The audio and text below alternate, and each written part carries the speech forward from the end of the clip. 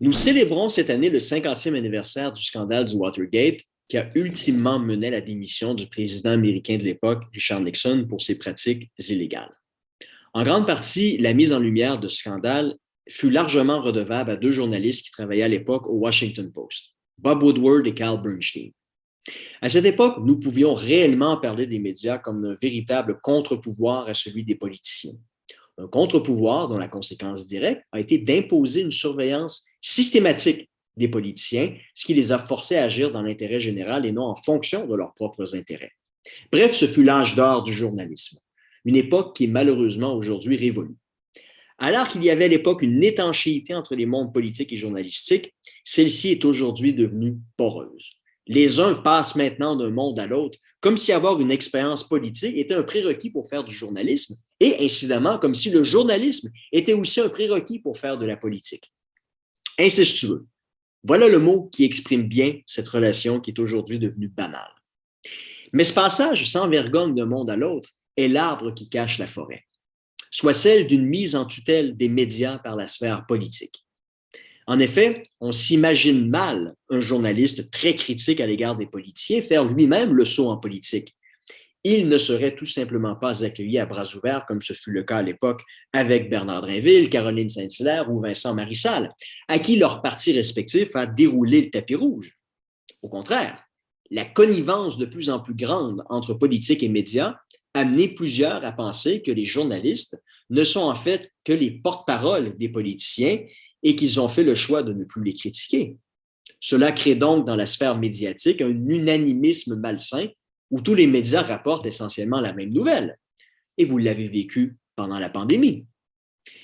L'industrie des médias est aujourd'hui confrontée à une crise majeure. En effet, qui achète les journaux de nos jours alors que toute l'information est aujourd'hui gratuitement accessible en ligne?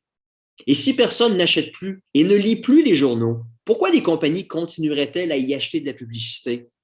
Vous comprenez bien le cercle vicieux dans lequel se trouve l'industrie des médias. Entre 2012 et 2020, les journaux ont affiché des pertes de revenus publicitaires de l'ordre de 375 millions de dollars. La baisse fut de 190 millions pour la télévision, tandis que les revenus des abonnements des journaux ont plongé de 80 millions de dollars. Donc, le tarissement des revenus des médias traditionnels est irréversible et constitue une menace même à leur existence. Ceux-ci doivent donc compenser pour ces pertes.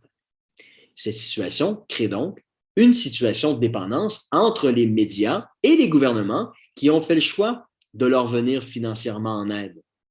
En 2019, le gouvernement du Québec a annoncé un plan d'aide qui allait coûter 50 millions de dollars par année jusqu'en 2024 afin de subventionner les salaires d'environ 1200 journalistes, puis a annoncé en 2020 tripler son budget publicitaire dans les médias québécois. Pourquoi les médias qui bénéficient de cette aide iraient-ils par la suite mordre la main qui les nourrit en critiquant les décisions prises par ceux qui leur permettent de payer leur loyer et de mettre du pain sur la table? La perte de l'indépendance financière des médias constitue donc une opportunité pour les gouvernements de mettre au pas ce qui était il y a 50 ans le quatrième pouvoir. Au final, on en revient à ce que les Soviétiques disaient à l'époque où ils n'avaient accès qu'à deux médias. La Pravda, qui signifie en russe vérité, et Izvestia, qui signifie pour sa part nouvelle. Il disait donc avec cynisme, il n'y a pas de nouvelles dans la Pravda et il n'y a aucune vérité dans Izvestia.